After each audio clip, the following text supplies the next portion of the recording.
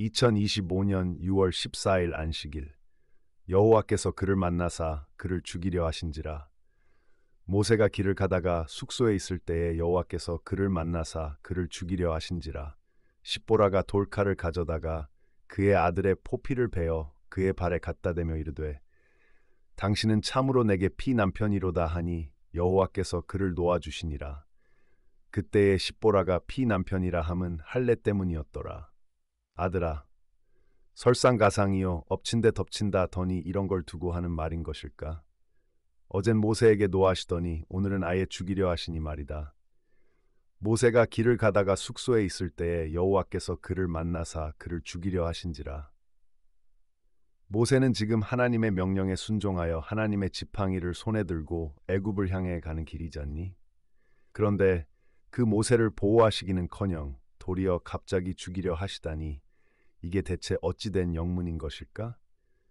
바로 뒤에 이어지는 말씀을 보면 아마도 틀림없이 할례랑 관계가 있는 것 같구나. 모세의 아내 십보라가 그의 아들에게 급히 할례를 행하니 여호와께서 그제서야 모세를 놓아주시지 않느냐. 십보라가 돌칼을 가져다가 그의 아들의 포피를 베어 그의 발에 갖다 대며 이르되 당신은 참으로 내게 피남편이로다 하니 여호와께서 그를 놓아주시니라. 모세에겐 두 아들이 있었다.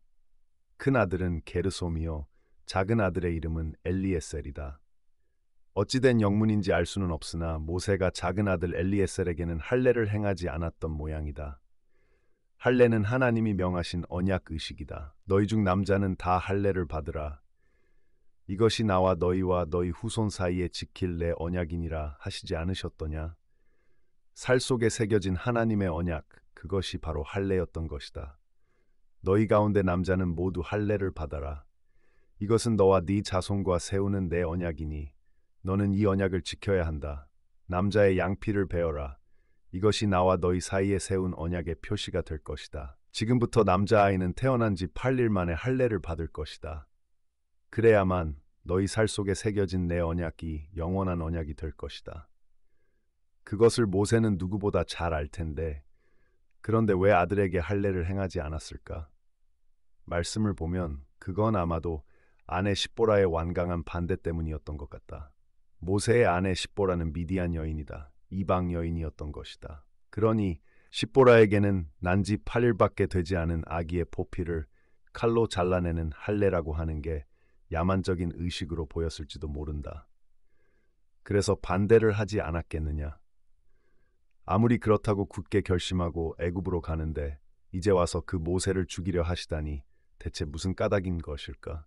그 까닭이 정확히 기록되어 있지는 않지만 말씀을 따라가며 생각해 보자꾸나. 모세는 이제 애굽으로 가서 이스라엘 백성과 바로 앞에 설 것이다. 이스라엘 백성들에게는 하나님의 언약을 상기시키며 여호와께 돌아와 여호와를 섬기라 호소할 것이다. 애굽으로 가는 길 나귀에 탄 아내 십보라와 두 아들을 보면서 모세는 하나님의 그 언약을 깊이 생각하지 않았겠느냐.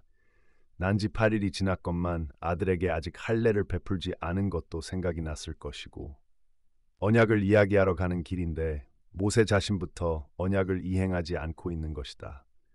아내 십보라의 반대를 핑계로 말이다. 하나님의 언약을 알고서도 집안의 평화를 위한다는 핑계로 반대와 슬그머니 타협을 하고 있는 것이다. 생각해 보아라. 애굽의 바로 앞에 서서 고할 때 그때도 모세는 반대에 부딪히게 될 것이다. 그 반대가 얼마나 격렬하겠느냐. 애굽에서 백성들을 인도해낸 후라고 반대가 없을까? 언약의 땅으로 가는 길 내내 맹렬한 반대와 격렬한 저항에 부딪힐 것이다. 십보라의 반대가 제 아무리 맹렬한들 그 반대와 저항에 비하기나 하겠느냐? 그래서 하나님은 애굽에 이르기 전 알고서도 여전히 머뭇거리고 있는 모세, 알면서도 온전한 순종을 하지 않는 모세에게 엄중한 교훈을 가르치려 하시는 게 아닐까? 모세는 배워야 했다. 애굽에 가기 전 철저한 순종과 완전한 신뢰를 배워야만 했다. 하나님의 일을 하려면 누가 아무리 반대하고 저항하며 방해하더라도 오직 하나님만 의지함으로 철저한 순종으로 전진해야 함을 배워야 했던 것이다. 아들아, 오늘 우리도 하나님의 일을 한다. 하나님이 우리를 하나님의 동역자로 부르셨잖니? 하나님의 복음을 들고 모세처럼 애굽으로 나아갈 때 당연히 거기서 우리는 극심한 반대와 격렬한 저항과 극렬한 방해에 부딪힐 것이다. 그 고난과 시련이 꼭 맹렬한 풀무 같을 것이다. 하나님의 보호하심이 없다면 우리가 어떻게 그 반대와 저항과 방해를 이겨낼 수가 있겠느냐? 그 시련과 고난의 맹렬한 풀무를 우리는 결코 이겨낼 수가 없다. 그러니 오늘 우리에게 필요한 것은 온전한 순종이요, 완전한 신뢰이며 전적인 의뢰이다. 반대와 저항에 슬그머니 타협을 하는 게 아니라 오직 하나님만 의지함으로 온전히 순종을 해야 하는 것이다. 그 온전한 순종은 하나님을 전적으로 신뢰할 때에야 비로소 가능한 것이 아니겠느냐? 그러니 모세는 바로 앞에 서기 전 하나님을 전적으로 의지하고 의뢰함을 배워야 했던 것이다. 오늘 우리가 배워야 할 것도 바로 그것이고, 아들아, 자고로 순종이라 하는 것은 입의 말로 하는 것이 아니다. 말이 아닌 삶으로 행하는 것이다. 그러니 우리는 오직 우리의 온 삶으로 여호와를 순종해야 하는 것이다. 진실로 여호와는 우리의 의지할 영원한 반석이시다.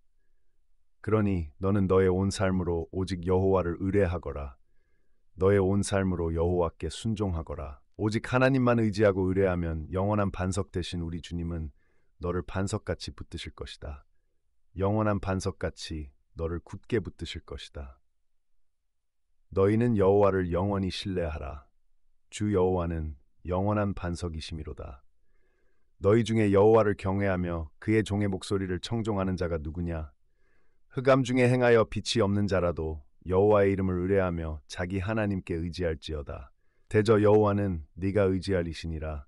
내 발을 지켜 걸리지 않게 하시리라. 아멘.